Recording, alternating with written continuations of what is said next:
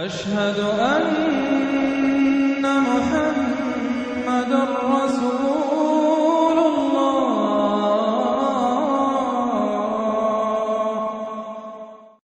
سورۃ المجادلہ یہاں پہ ایک نوٹ کر لیجئے کہ ان میں مسبحات کی ترتیب اس طرح ہے. ایک مسبحات میں سے ام المسبحات سورہ حدید، پھر ایک ہے بغیر مسبح تسبیح کے، پھر ایک صورت آئے گی پھر مسبحات میں سے سورہ حشر، پھر ممتحنہ آ جائے گی بغیر تسبیح کے. پھر ان 10 صورتوں کے اندر جو اہم ترین جوڑا ہے، مرکز ان کا، وہ سورہ صف اور سورہ جمعہ دونوں مسبحات سے شروع ہوں گی. پھر ایک خالی، پھر مسبحات میں سے تغابن، پھر دونوں ایک جوڑا ہے کہ جو بغیر مسبحات کے ہیں، سورہ طلاق اور سورہ تحریم. مرکز کیا ہے ان کا 10 میں سے؟ 4 ادھر 4 ادھر، درمیان میں سورہ صف، سورہ جمعہ. یہ سورہ مبارکہ جو ہے، اب اس کا اصل مضمون کیا ہے وہ پہلے سمجھ لیجئے، پھر ہم شروع کرتے ہیں. اس میں شروع میں تو ایک ضمنی طور پر سمجھیے، معاشرتی معاملات میں سے، آئلی قوانین میں سے ایک خاص بات ہے جس کے لیے یہاں 5 آیتیں غالباً آئی ہیں. 5 ہیں یا 4 ہیں؟ 4 آیتیں.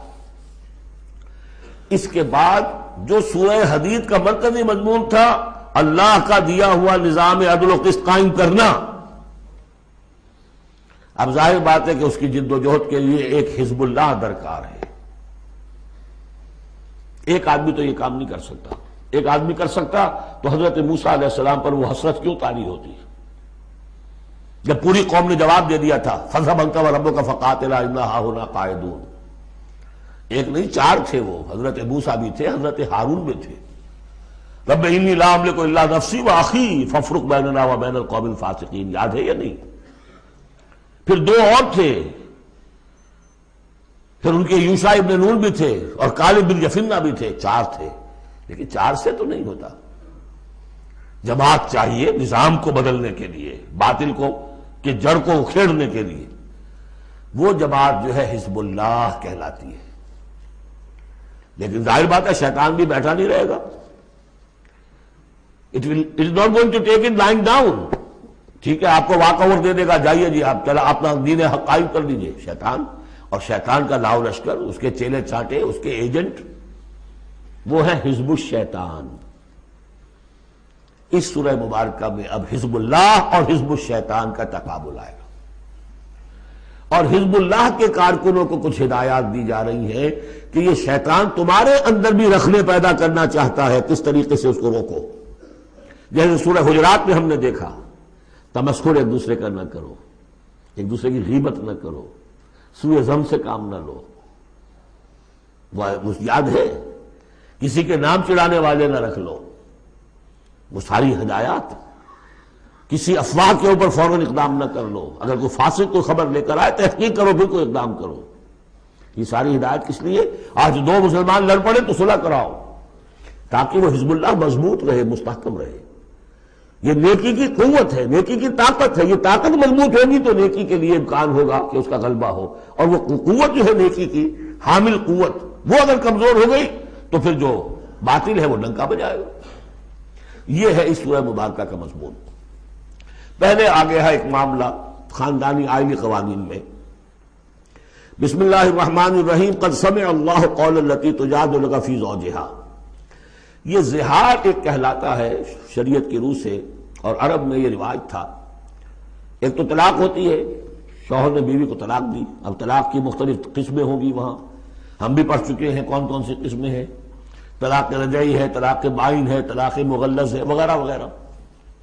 ایک اور ان کے ہاں اس کے پیدل ایک چیز تھی بالکل. بہت غصے میں آیا شوہر کہے تم تو میرے لیے میری ماں کی طرح ہو، بس ختم. اب قیامت تک وہ اس کے لیے حلال نہیں ہو سکتی. وہ اس کے لیے حلالہ بھی کوئی نہیں. طلاق مغلظ کے لیے تو پھر بھی کوئی حلالہ ہے، اس کے لیے حلالہ بھی نہیں تھا. یا کہہ دیا ماں کی پیٹھ کی طرح ہو، ماں کے جسم کے کسی حصے سے تشبیہ دے دی. اب تو تم میرے لیے تو میری ماں کے فلاں چیز کی طرح ہو، گویا کہ اب میں تمہارے ساتھ کوئی تعلق نہیں رکھ سکتا. مستقل جدائی ہو گئی. اس کو زہار کہتے ہیں. یہ واقعہ پیش آ گیا. صحابہ میں سے ایک صاحب تھے اوس بن ثابت. انہوں نے اپنی بیوی خولہ بنت ثعلبہ کے ساتھ زہار کیا. بچے تھے چھوٹے چھوٹے، وہ آئی روتی پیٹتی حضور کے پاس کہ حضور یہ کر دیا اوس نے، میں کیا کروں گی اب، یہ میرے چھوٹے چھوٹے بچے ہیں، یہ رل جائیں گے۔ حضور نے کہا میں تو، میرے پاس تو کوئی ابھی قرآن میں کوئی حکم نہیں آیا ہے، میں کیا بتاؤں تمہیں، جب تک کہ قرآن کی طرف سے وحی نہ آئے میں کچھ نہیں بتا سکتا۔ وہ چیخ رہی ہے، حضور سوچئے تو صحیح میں کروں کیا، کہاں جاؤں، ان بچوں کو لے کر کہاں جاؤں میں، یہ ہلاک ہو جائیں گے بچے۔ اور پھر کبھی کہے اے اللہ بھیج جلدی سے کوئی میرے لیے راستہ بھیج۔ اس کیفیت میں پھر یہ وحی نازل ہوئی، قد سمع اللہ قول التی تجادلک فی زوجہا، اللہ نے سن لی ہے اس عورت کی بات جو اے نبی آپ سے جھگڑ رہی ہے اپنے شوہر کے بارے میں، وتشتکی الی اللہ، اور اسی میں وہ اللہ سے فریاد بھی کر رہی ہے کہ اللہ میرے لیے راستہ پیدا کر۔ واللہ یسمع تحاورکما، اور اللہ سن رہا تھا اے نبی آپ کے اور اس کے مابین جو گفتگو ہو رہی تھی، جو کنورسیشن ہو رہی تھی۔ واللہ یسمع تحاورکما ان اللہ سمیع بصیر، اللہ سمیع ہے، سب کچھ سننے والا، بصیر ہے، سب کچھ دیکھنے والا۔ لہذا اب اس خولہ بنت ثعلبہ کی اس فریاد پر اللہ تعالیٰ کی طرف سے رحمت کا دریا جوش میں آیا، مستقل قانون کی حیثیت سے قانون شریعت میں یہ چیز شامل کر دی گئی۔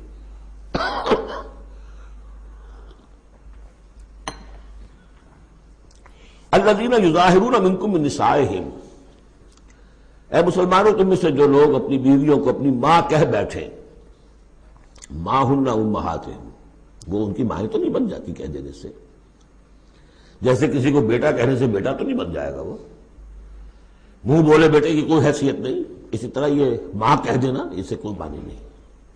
ان امہاتہم الا اللہ ولدنہم، ان کی مائیں تو وہی ہیں جنہوں نے انہیں جنا ہے۔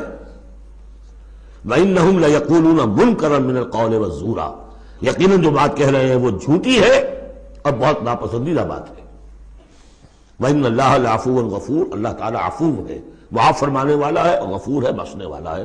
چونکہ ابھی تک یہ رواج تھا، چل رہا تھا، لہذا اگر اوس سے یہ بات ہو گئی ہے تو اللہ معاف کرے گا انہیں، اور جس سے بھی ہوئی ہے اس وقت اللہ معاف کرے گا، لیکن اب جو ہے قانون آ رہا ہے۔ والذین یظاہرون من نسائہم ثم یعودون لما قالوا، وہ لوگ کہ جو اپنی بیویوں کو اپنی ماں سے یا اپنی ماں کے جسم کے کسی حصے سے تشبیہ دے بیٹھے، اور پھر وہ لوٹنا چاہیں، اعادہ کرنا چاہیں لما قالوا، جس بات کو انہوں نے کہا تھا اسے واپس آنا چاہیں، فتحریر رقبۃ من قبل ان یتماسا، تو ایک غلام کو آزاد کرنا ہوگا اس سے پہلے کہ وہ آپس میں ایک دوسرے کو مس کریں۔ ذالکم توعدون بہ، گویا کہ کفارہ بتا دیا اللہ تعالیٰ نے، اس کا کفارہ ادا کرو اور بس بات ختم۔ ذالکم توعدون بہ، یہی ہے جس کا کہ تمہیں واعظ کہا جا رہا ہے، نصیحت کی جا رہی ہے، ہدایت دی جا رہی ہے۔ واللہ بما تعملون خبیر، اور جو کچھ تم کر رہے ہو اللہ اس سے باخبر ہے۔ ومن لم یجد، تو جو کوئی نہ پائے، کوئی غریب آدمی ہے جس سے یہ حرکت ہو گئی ہے، اور وہ ایک اب اس کے پاس کوئی غلام نہیں ہے، اب غلام خریدے پھر آزاد کرے، اس کے پاس پیسہ نہیں ہے، فمن لم یستطع فمن لم یجد فصیام شہرین متتابعین من قبل یتماسا، جس کے پاس نہ ہو یہ اتنی مقدرت تو وہ 2 مہینوں کے روزے رکھے متواتر لگاتار، اس سے پہلے کہ وہ آپس میں ایک دوسرے کو چھوئیں۔ اب یہ بھی بہت سخت سزا ہے، 2 مہینے کے روزے متواتر، بیچ میں کوئی چھوٹے نہ۔ فمن لم یستطع، ایسا بھی ہو سکتا ہے کسی میں اتنی ہمت نہ ہو، کوئی اتنا ضعیف ہے، کوئی بیمار ہے، کسی کو ڈائبٹیز ہے، کچھ اور ہے، وہ روزے نہیں رکھ سکتا۔ فمن لم یستطع فاطعام 60 مسکینا، تو 60 مسکینوں کو کھانا کھلانا، ایک روز کی روزی جو ہے، اور وہ ہو بھی من اوسط ما تطعمون اہلیکم، وہ کھانا ہوگا جو تم اپنے اہل و عیال کو کھلاتے ہو، وہ اوسط کھانا۔ ذالک لتؤمنوا باللہ ورسولہ، یہ اس لیے ہے تاکہ تم یقین کرو اللہ پر، اس کے رسول پر۔ میں کافی عرصے تک اور کافی تلاش بھی میں نے کیا کہ اس کا مفہوم کیا ہے، یہ تمہیں دیا جا رہا تاکہ تم ایمان رکھو اللہ پر، اس کے رسول پر، کیا مطلب ہوا؟ بات سمجھ میں آ گئی۔ واقعہ یہ کہ جب کوئی شخص کفارہ ادا کرتے ہوئے یہ سختی جھیلتا ہے، اس خیال کے ساتھ کہ اللہ کا قانون ہے تو اس کے ایمان میں اضافہ ہوتا ہے، یقین بڑھے گا، اس کو مشقت کر رہا ہے۔ جیسے کہ ایمان سے عمل صالح پیدا ہوتا ہے، عمل صالح سے بھی ایمان پیدا ہوتا ہے۔ یہی بات سورہ حجرات میں ہم دیکھ آئے تھے، یمنون علیک ان اسلموا قل لا تمنوا علی اسلامکم بل اللہ یمن علیکم ان ہداکم للایمان ان کنتم صادقین۔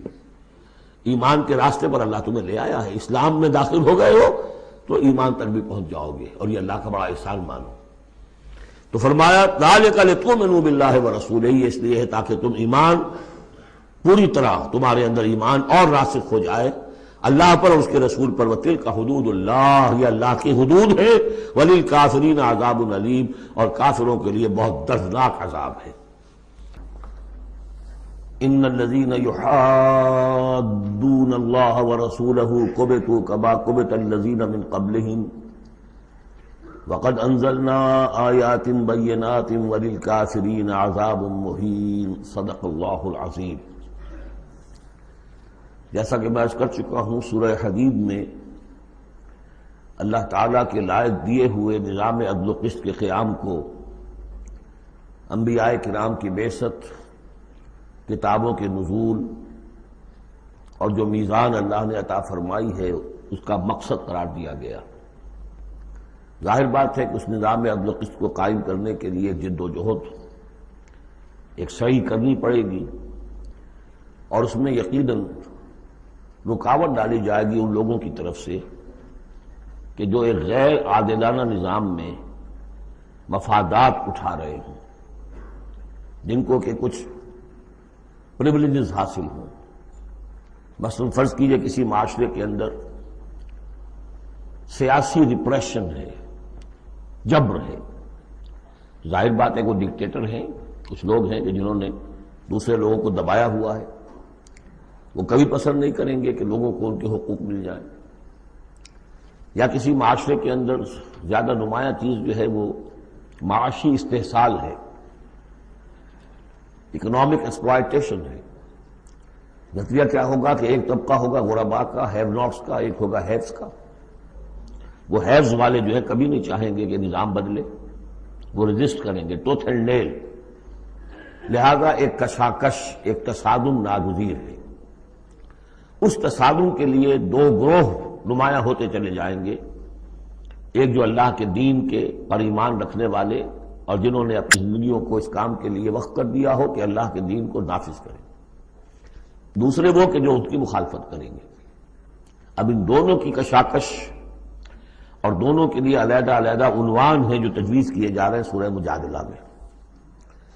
ارشاد ہوا ان الذین یحادون اللہ ورسولہ، یہ یحادون یہ بھی حدید سے ہی بنا ہے، محاددہ باب مفاعلہ، جیسے جوہد سے مجاہدہ تو محاددہ مقاتلہ باب مفاعلہ، یعنی سخت مخالفت، پوری طاقت کے ساتھ مخالفت۔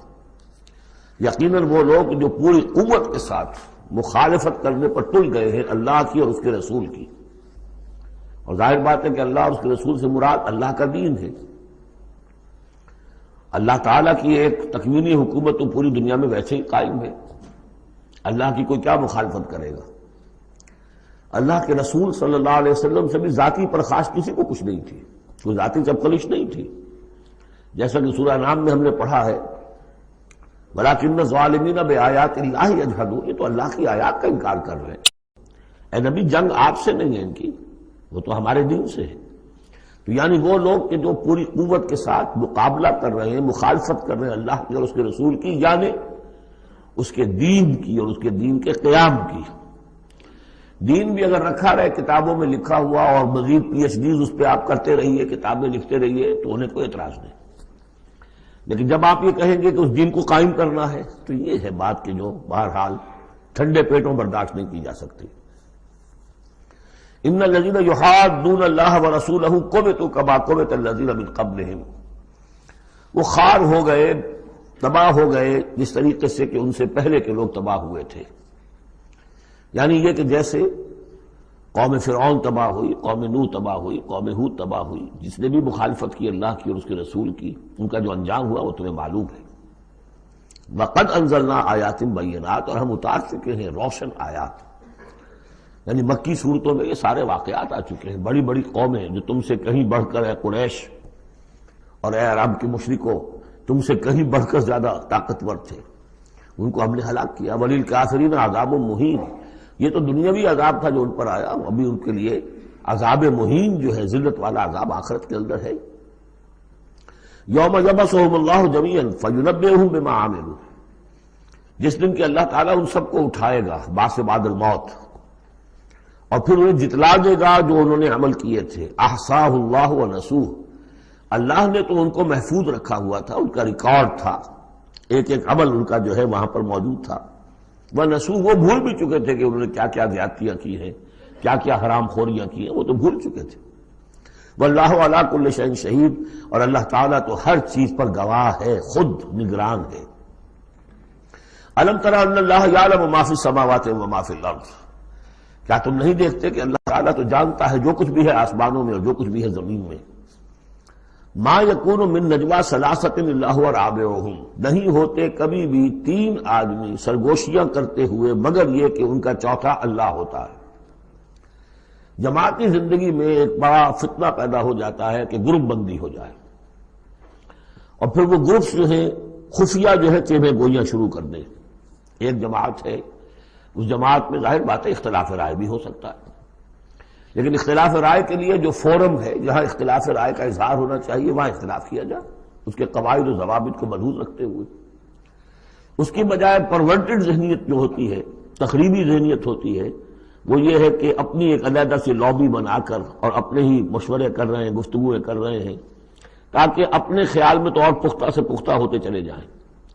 اگر عام ڈائیلاگ ہو تو اس میں تو پورا موقع ہوتا ہے کہ آج آپ کو کوئی خیال آیا ہے لیکن کل آپ کو اس کی غلطی آپ پر واضح ہو جائے، اور جو دوسرا خیال ہے آپ اس کے قائل ہو جائے کہ نہیں وہ بات واقعی میری سمجھ میں نہیں آئی تھی، اب سمجھ میں آ گئی ہے.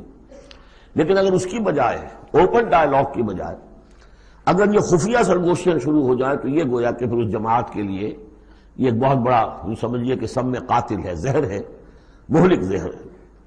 تو اس کا ذکر ہو رہا ہے. ما یکون من نجوا ثلاثۃ، جب کئی علیحدگی میں اور خفیہ مشورے کرتے ہیں تین افراد، الا هو رابعهم، اللہ تعالیٰ ان کے ساتھ موجود ہوتا ہے چوتھا. ولا خمسۃ الا هو سادسهم، نہیں ہوتے کوئی پانچ مگر یہ کہ ہوتا ہے اللہ چھٹا. ولا ادنی من ذلک، ادنا کیا ہوگا، دو ہوں گے ثلاثہ سے نیچے تو ان کے ساتھ تیسرا اللہ ہے. ولا اکثر، اس سے زائد ہو تب بھی اگر وہ خفیہ میٹنگز ہو رہی ہیں اور خفیہ سرگوشیاں ہو رہی ہیں تو اللہ تو ان کے ساتھ ہے. ہوا معہم اینما کانوا، یہ وہی الفاظ آ گئے جو سورہ حدید میں بھی آئے تھے. ہوا معکم اینما کنتم الا ہوا معہم اینما کانوا، وہ تو موجود ہوتا ہے ان کے ساتھ جہاں کہیں بھی ہوں. ثم ینبئہم بما عملوا، پھر ان کو بتا دے گا، جتلا دے گا جو کچھ کہ انہوں نے عمل کیا تھا قیامت کے دن. ان اللہ بکل شیء علیم، یقینا اللہ ہر چیز کا علم رکھتا ہے. الم تر الی الذین نہوا عن النجوی، کیا تم نے دیکھا نہیں کہ وہ لوگ کہ جنہیں منع کیا گیا تھا نجوا سے. یہ آیت جو ہے سورہ نساء میں آ چکی ہے، آیت نمبر 114. لا خیر فی کثیر من نجواہم، اب اس سے ثابت ہو گیا کہ یہ سورہ مجادلہ اس کے بعد نازل ہو رہی ہے، اس لیے کہ اس کے بارے میں اشارہ کیا جا رہا ہے کہ ان کو منع کیا گیا تھا نجوا سے. ثم یعودون لما نہوا عنہ، پھر بھی وہ اعادہ کر رہے ہیں، دوبارہ اسی شے کا ارتکاب کر رہے ہیں جس سے وہ روکے گئے تھے. یہ منافقین تھے کہ جو سرگوشیاں کرتے تھے، علیحدہ جا کر باتیں کرتے تھے، اسکیمیں بناتے تھے. کبھی وہ جن کے ساتھ ان کے دوستانہ تعلقات تھے یہود میں سے ان کے پاس جاتے تھے، کبھی آپس میں میٹنگیں کرتے تھے. وَيَتَنَاجَوْنَ بِالْإِثْمِ وَالْعُدْوَانِ وَمَعْصِيَتِ الرَّسُولِ، اور وہ جو سرگوشیاں کرتے ہیں وہ گناہ کے بعد کی کرتے ہیں، زیادتیوں کی کرتے ہیں، اور رسول کی معصیت، رسول کی نافرمانی. یہ سورہ نساء جب ہم پڑھ رہے تھے تو میں نے آپ سے عرض کیا تھا، یاد ہوگا کہ منافقین پر بہت شاذ گزرتا تھا کہ ہم رسول کی اطاعت کریں، ہم اللہ کو مانیں گے، اللہ کی کتاب میں جو بات آ جائے گی اس پہ عمل کریں گے، لیکن یہ کیا ضروری ہے، یہ تو ہماری طرح کے ایک انسان ہے. پھر ہم سورہ قتال میں دیکھ چکے ہیں کہ انہوں نے از خود ایک مہم جوئی شروع کر دی ہے. کیا ضرورت تھی یہ چھیڑ چھاڑ کیوں کی قریش کے ساتھ، کیوں جنگوں کا سلسلہ شروع کیا، جس کے لیے کہ یہ مصیبت جو ہے بڑھتی چلی گئی. لہذا ان کے اوپر جو شاخ گزر رہا تھا وہ تھا رسول کی اطاعت و معصیت الرسول، رسول کی نافرمانی۔ وَإِذَا جَاءُوكَ حَيَّوْكَ بِمَا لَمْ يُحَيِّكَ بِهِ اللَّهُ، اور جب وہ آپ کے پاس آتے ہیں تو آپ کو دعا وہ دیتے ہیں کہ جو اللہ نے آپ کو نہیں دی ہے۔ یہ ہم پڑھ چکے ہیں، سورہ نساء ہی میں یہ مضمون آیا تھا۔ تحیہ، عربوں کے ہاں سب سے بڑی دعا یہ تھی کہ حیاک اللہ، حیاتی ہوئے، اللہ تعالیٰ تمہاری زندگی دراز کرے، طویل کرے، اچھی زندگی دے۔ تو اس طرح کی بات ہے، لیکن وہ جب آتے تھے اس کے بعد اسلام میں اب جو گریٹنگز ہیں وہ السلام علیکم، لیکن وہ جب آتے تھے تو السلام علیکم السلام علیکم، سام کی معنی موت ہے، اے نبی آپ پر موت پڑے، اے مسلمانوں تم پر موت پڑے۔ لہذا وَإِذَا جَاءُوكَ حَيَّوْكَ بِمَا لَمْ يُحَيِّكَ بِهِ اللَّهُ وَيَقُولُونَ فِي أَنفُسِهِمْ، اب دیکھیے نفسیاتی بات ہے، دل ہی دل میں وہ کہتے تھے پھر لولا يعذبنا الله بما نقول، اللہ ہمیں عذاب کیوں نہیں دے رہا ہمارے اس کہنے پر۔ اس کا کیا مطلب ہے؟ یہ رسول نہیں ہے۔ اگر رسول ہوتے تو ہماری اس گستاخی پر فوراً ہماری زبانیں کھینچ لیتا اللہ تعالیٰ۔ یہ ہے وہ چیز جس سے کہ ہم نے سورہ حدید میں دیکھا تھا کہ پھر وہ جو تھوڑی بہت پونجی ایمان کی ہوتی ہے وہ بھی برف کی طرح پگھلنی شروع ہو جاتی ہے، زائل ہونی شروع ہو جاتی ہے۔ ایک شرارت کی، السلام علیکم یا رسول اللہ کہا، پھر اس کے بعد ہمیں پکڑ تو کوئی نہیں ہوئی، اس کا مطلب یہ اللہ کے رسول نہیں ہے۔ اللہ کے رسول ہوتے تو اللہ اپنے رسول کی یہ توہین اور یہ استہزاء کا بھی برداشت نہ کرتا۔ حسبہم جہنم، ان کے لیے تو جہنم ہی کافی ہے، موضوع ہے۔ یصلونہا، اس میں وہ داخل ہوں گے، فبئس المصیر، اور بہت برا ٹھکانہ ہے۔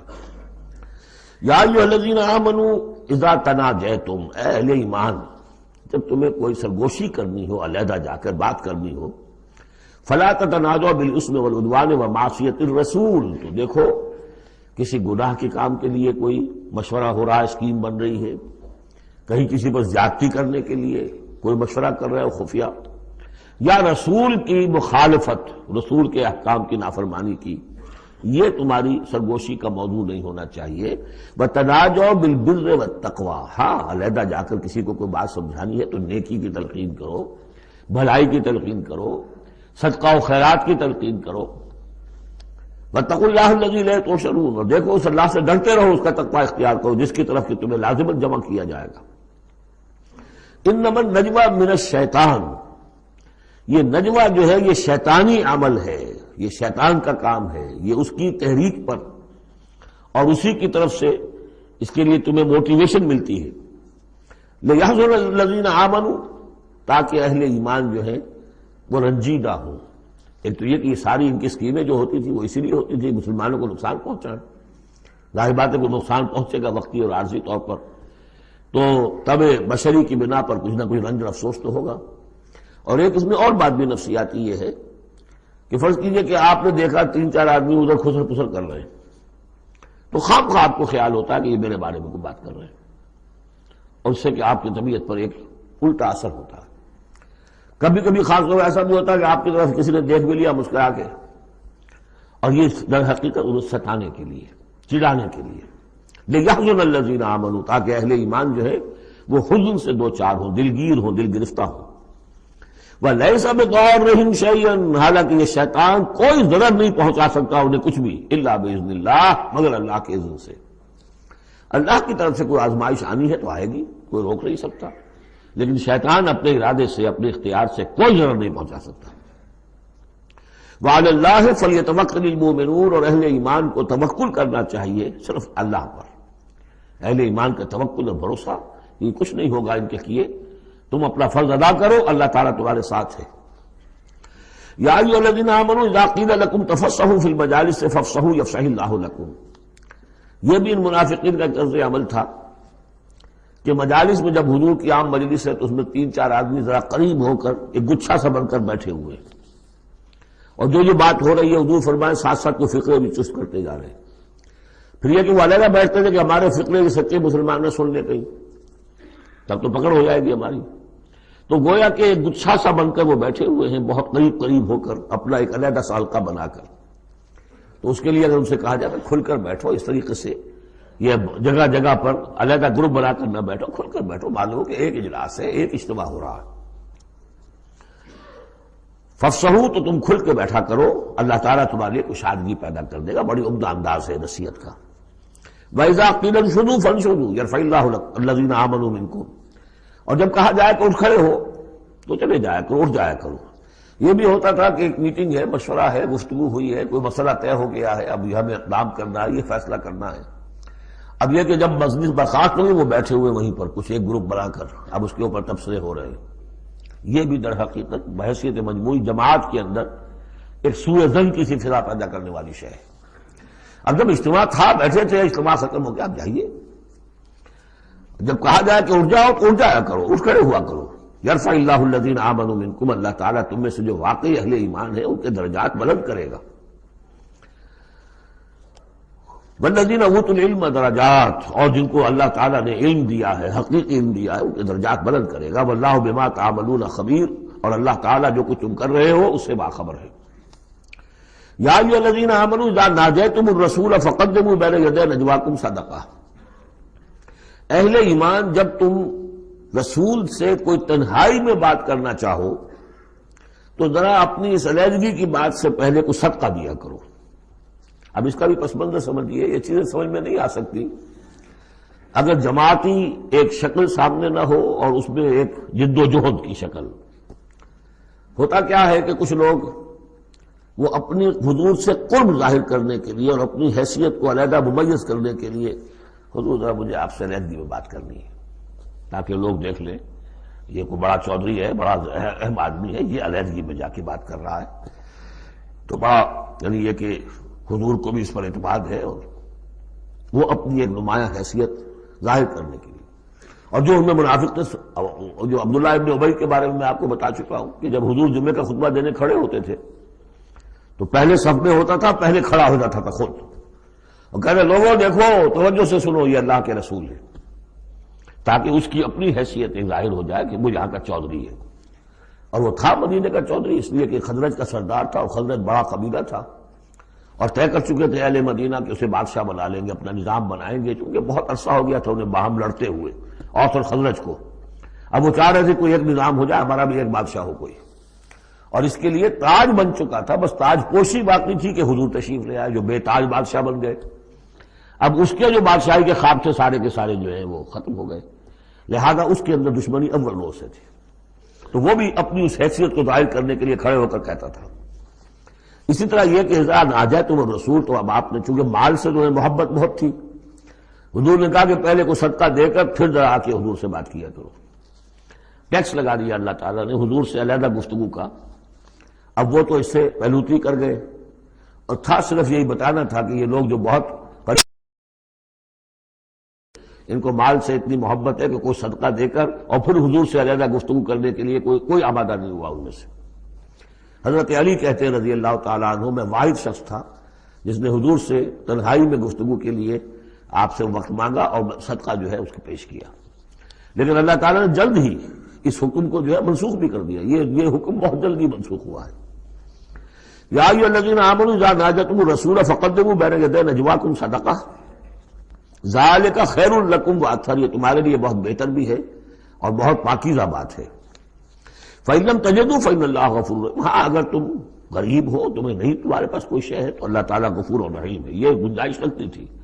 لیکن ظاہر بات ہے منافقین تو غریب نہیں تھے، وہ تو متمول لوگ تھے، مرفع الحال لوگ تھے۔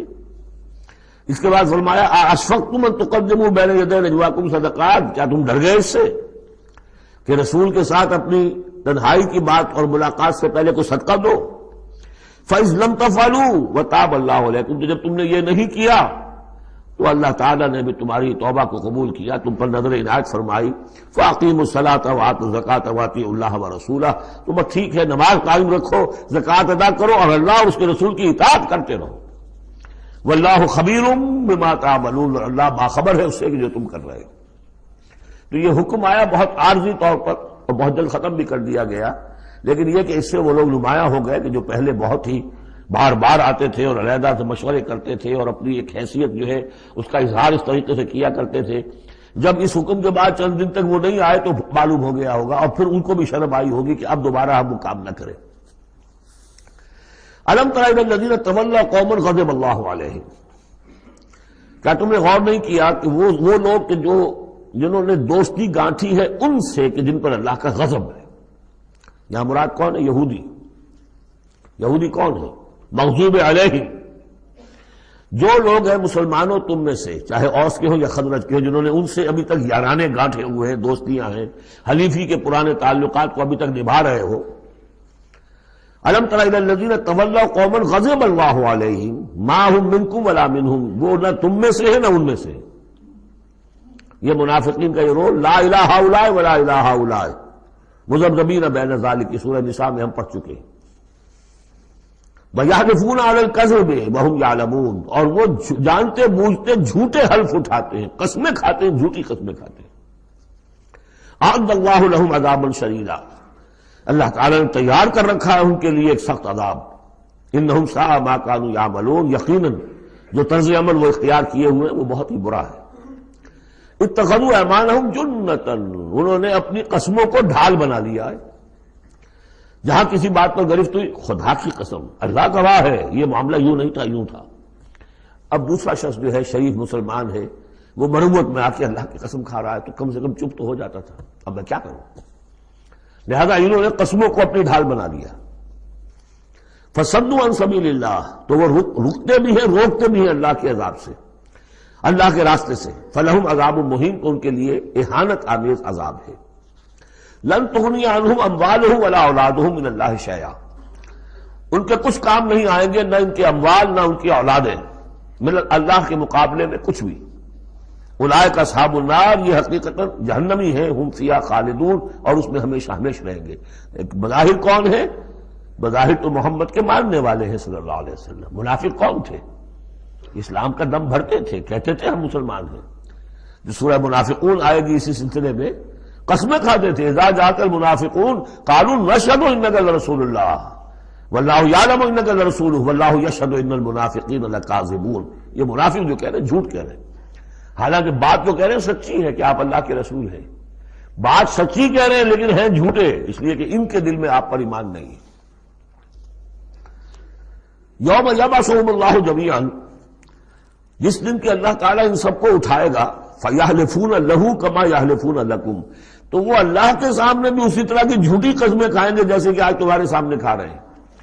یعنی یہ کہ ان کی عادت جھوٹی قسمیں کھانے کی اتنی پختہ ہو جائے گی کہ تمہارے سامنے جس طرح کی جھوٹی قسمیں کھاتے ہیں ایسی جھوٹی قسمیں اللہ کے سامنے کھائیں گے، وہاں بھی جا کر یہ چوکنے والے نہیں. یحلفون لکم، جیسے تمہارے یہ قسمیں کھاتے ہیں. یحسبون انہم علی شیء، سمجھیں گے کہ ہم ہیں کسی نہ کسی بات پر، ہماری بھی کوئی حیثیت ہے.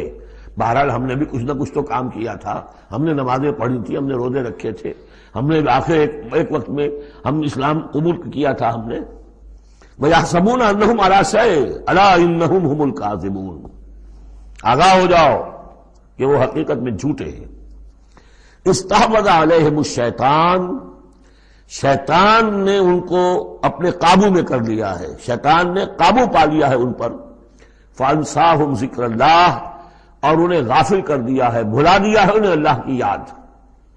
اولئک حزب الشیطان، جان لو کہ یہ ہے شیطان کی پارٹی. یعنی شیطان کی پارٹی جو ہے، ایک تو وہ ہے کہ جو کھلم کھلا سامنے سے وار کرنے والے ہیں. مشرکین مکہ تھے، کھلم کھلا جو بھی کر رہے تھے حضور کے خلاف، کھلم کھلا اقدام تھا. انہوں نے اپنی گردنیں کٹوائی اپنے باطل معبودوں کے لیے، اپنے دین کے لیے، اپنے جو بھی ان کے توہمات تھے ان کے لیے. ایک یہ تھے یہودی، اور تیسرے تھے جو مسلمانوں کے اندر یہ ففتھ کالمسٹ عنصر جو تھا کہ جو منافقین پر مشتمل تھا. ان کا اور معاملہ کھل کر آئے گا مزید اگلی صورت میں سورہ حشر میں. یہ وہ لوگ ہیں جو مسلمانوں کے اندر ہوتے ہوئے حزب الشیطان کے اصل میں رکن تھے. اولئک حزب الشیطان الا ان حزب الشیطان هم الخاسرون، آگاہ ہو جاؤ کہ یہ شیطان کی پارٹی والے جو ہیں حقیقت میں یہی ہوں گے خسارے میں، یہی رہیں گے گھاٹے میں، یہی ہوں گے تباہ و برباد. اب یہ سائملٹینیس کنٹراسٹ ہے. جب حزب الشیطان کی یہ کارروائیاں اور ان کے یہ مختلف علامتیں بیان کر دی گئیں تو حزب اللہ کا ذکر ہو رہا ہے. ان الذین یحادون اللہ ورسولہ اولئک ورسولہ اولئک فی الاذلین، ابھی انہی کا ذکر جاری ہے. یقیناً وہ لوگ جو مخالفت کر رہے ہیں اور ایڑی چوٹی کا زور لگا رہے ہیں، یحادون اللہ ورسولہ، اولئک فی الاذلین، یہ لوگ ہوں گے جو سب سے زیادہ ذلیل ہو کر رہیں گے، سب سے زیادہ ذلیل، اذل۔ اور سمجھ لیجئے کہ یہی بات سورہ نساء میں ہے، ان المنافقین فی الدرک الاسفل من النار، یقیناً منافقین جو ہے وہ آگ کے سب سے نچلے طبقے میں ہوں گے۔ اب وہ مضمون آ گیا ہے جو اس سے پہلے سورہ صافات میں بھی آ چکا ہے، اور بہت اہم ہے یہ مضمون، اور اہم مضامین میں نے کئی مرتبہ عرض کیا قرآن مجید میں کم سے کم 2 جگہ ضرور ہوتے ہیں۔ کتب اللہ لاغلبن انا ورسلی، اللہ نے طے کر دیا ہے، لکھ دیا ہے، میں لازماً، میں اور میرے رسول غالب آئیں گے۔ سورہ صافات میں ہم پڑھ چکے ہیں، وَلَقَدْ سَبَقَتْ كَلِمَتُنَا لِعِبَادِنَا الْمُرْسَلِينَ إِنَّهُمْ لَهُمُ الْمَنْصُورُونَ وَإِنَّ جُنْدَنَا لَهُمُ الْغَالِبُونَ۔ یہ بات تو ہماری طرف سے پہلے ہی سے طے شدہ ہے کہ جنہیں بھی ہم رسول بنا کر بھیجیں گے ان کے بارے میں ہمارا یہ قانون ہے، اٹل ہے۔ وَلَقَدْ سَبَقَتْ كَلِمَتُنَا لِعِبَادِنَا الْمُرْسَلِينَ إِنَّهُمْ لَهُمُ الْمَنْصُورُونَ، کہ یقیناً ان کی مدد کی جائے گی۔ وَإِنَّ جُنْدَنَا لَهُمُ الْغَالِبُونَ، وہ تو ہمارا لشکر ہے، حزب اللہ ہے، ہماری پارٹی ہے، رسول اور اس کے ساتھی وہ تو ہماری پارٹی ہے، ہمارا لشکر لازماً غالب آئے گا۔ یہاں بھی فرمایا ان الذین یحادون اللہ ورسولہ اولئک فی الاذلین، وہ تو نہایت ذلیل ہوں گے۔ کتب اللہ لاغلبن انا ورسلی، اللہ نے لکھ دیا کہ میں اور میرے رسول غالب آ کر رہیں گے۔ ان اللہ قوی عزیز، بے شک اللہ تعالیٰ زبردست ہے، زور آور ہے۔ اب اس میں جو لٹمس ٹیسٹ آ رہا ہے حزب اللہ میں ہے کون، اس میں جو سب سے بڑی بات ہے وہ یہ کہ اپنے سابقہ رشتوں کو، چاہے وہ باپ ہو، بیٹا ہو، بھائی ہو، حلیف ہو، دوست ہو، اگر وہ ایمان نہیں لایا اور آپ کے ایمان کی تلوار نے آپ کے اور اس کے درمیان کے رشتے کو کاٹ دیا، تب تو آپ حزب اللہ میں ہیں، اور اگر وہ رشتہ جو ہے لگا رہا آپ کے ساتھ تو آپ حزب اللہ میں نہیں ہیں۔ لٹمس ٹیسٹ یہ ہے، یکسو ہونا۔ لا تجد قوما یؤمنون باللہ والیوم الآخر یوادون من حاد اللہ ورسولہ، تم نہیں پاؤ گے ان لوگوں کو جو حقیقتاً ایمان رکھتے ہوں اللہ پر اور یوم آخر پر کہ وہ محبت کر رہے ہیں ان سے جو مخالفت کرتے ہیں اللہ کی اور اس کے رسول کی۔ سیدھی سی بات ہے۔ ایک وہ کفار ہیں جو انرٹ ہوں، پیسو ہوں، آپ کے خلاف کوئی اقدام نہ کر رہے ہوں، اسلام کے خلاف کوئی، ان کا معاملہ علیحدہ ہو جائے گا، یہ سورہ ممتحنہ میں آئے گا۔ لیکن وہ لوگ جو ایکٹیو ہیں، ریزسٹ کر رہے ہیں، اسلام کے خلاف جدوجہد کر رہے ہیں، اگر ان کے ساتھ بھی کوئی دوستی کا رشتہ ہے تو پھر حزب اللہ سے آپ خارج ہو گئے۔ لا تجد قوما یؤمنون باللہ والیوم الآخر یوادون من حاد اللہ ورسولہ، نہیں پاؤ گے تم کسی بھی شخص کو جو ایمان رکھتا ہو اللہ پر اور یوم آخر پر کہ وہ محبت کی پینگیں بڑھا رہا ہو ان سے کہ جن کی مخالفت ہے اللہ سے اور اس کے رسول سے۔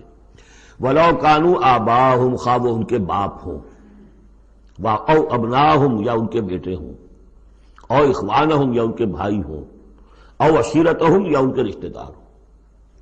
اب وہی نوٹ کر لیجیے آیت سورہ توبہ کی آیت نمبر 24، قل ان کان آباؤکم وابناؤکم واخوانکم وازواجکم وعشیرتکم واموال اقترفتموها وتجارۃ تخشون کسادها ومساکن ترضونها احب الیکم من اللہ ورسولہ وجہاد فی سبیلہ۔ اللہ کی محبت کے تو آپ بڑے دعوے کر سکتے ہیں، رسول کی محبت کے، رسول کے عشق کے بڑے بڑے دعوے آپ کر سکتے ہیں، لمبے لمبے جلوس نکال سکتے ہیں، بڑی بڑی محفل بیعت منعقد کر سکتے ہیں، نعتوں کے اندر زمین آسمان کے کلامے ملا سکتے ہیں۔ اصل میں جو ٹیسٹ ہوگا کہ واقعتاً اللہ سے اور اس کے رسول سے محبت ہے یا نہیں ہے، تو جہاد فی سبیلہ سے ہوگا، وہ تو ٹھوس ہے۔ تو اگر وہ 8 چیزوں کی محبت ان 3 چیزوں کی محبت سے بڑھ گئی، فتربصوا، تو جاؤ اور انتظار کرو، حتیٰ یاتی اللہ بامرہ، یہاں تک کہ اللہ اپنا فیصلہ سنا دے۔ واللہ لا یہدی القوم الفاسقین، اللہ ایسے ناہنجاروں کو ہدایت نہیں دیتا۔ تقریباً اس کی ہم بدن آیت ہے یہ، لا تجد قوما یؤمنون باللہ والیوم الآخر یوادون من حاد اللہ ورسولہ ولو کانوا آباءہم او ابناءہم او اخوانہم او عشیرتہم اولئک کتب فی قلوبہم الایمان وایدہم بروح منہ، یہ وہ لوگ ہیں جن کے دلوں میں اللہ نے ایمان لکھ دیا ہے۔ لکھ دینا کسی چیز کا پختہ کر دینا، طے کر دینا، لکھ دیا ہے، نقش فی الحجر، جیسے کہ پتھر میں لکیر ہو جائے، ایسا اللہ نے اس کو لکھ دیا ہے۔ وَأَيَّدَهُمْ بِرُوحٍ مِّنْهُ، اور پھر ان کی مدد کی ہے اللہ تعالیٰ نے اپنی طرف سے، اپنے غیب کے فیض سے، روح سے۔ اب یہ روح فرشتہ بھی ہو سکتا ہے، یا اللہ تعالیٰ کی طرف سے الہام بھی ہو سکتا ہے، تو جو بھی اللہ کی طرف سے جو غیر مرئی جو بھی مدد آتی ہے وہ سب روح ہے۔ وَيُدْخِلُهُمْ جَنَّاتٍ تَجْرِي مِن تَحْتِهَا الْأَنْهَارُ خَالِدِينَ فِيهَا، اور وہ داخل کرے گا انہیں ان باغات میں جن کے دامن میں ندیاں بہتی ہوں گی اور جس میں وہ ہمیشہ ہمیش رہیں گے۔ رضی اللہ عنہم ورضوا عنہ، وہ اللہ سے راضی ہو جائیں گے اور اللہ ان سے راضی ہو جائے گا، یا یوں کہیے کہ وہ اللہ سے راضی ہو چکے اور اللہ ان سے راضی ہو چکا۔ اولئک حزب اللہ، اب یہ آیا ہے کنٹراسٹ، وہ حزب الشیطان، یہ حزب اللہ۔ اولئک حزب اللہ، یہ ہے اللہ کی پارٹی، اللہ کی جماعت۔ الا ان حزب اللہ هم المفلحون، آگاہ ہو جاؤ کہ یقیناً اللہ کی جماعت جو ہے وہی فلاح پانے والی ہے، اللہ کی پارٹی ہی کے لیے آخری کامیابی ہے۔ یہ مضمون اس سے پہلے سورہ مائدہ میں بھی آ چکا، فإن حزب اللہ هم الغالبون، وہاں آیا فإن حزب اللہ هم الغالبون، اللہ کی پارٹی ہی غالب آ کر رہے گی۔ لیکن دنیا میں غالب آ جانا در حقیقت اگرچہ یہ بڑی کامیابی ہے، لیکن سب سے بڑی کامیابی تو وہ فلاح ہے۔ اولئک الا ان حزب اللہ هم المفلحون، انہیں کو فلاح ملنے والی ہے کہ جو اللہ کی پارٹی سے متعلق ہوں گے۔ اللہم ربنا اجعلنا منہم، اللہم ربنا اجعلنا منہم، اللہم ربنا اجعلنا منہم، آمین یا رب العالمین۔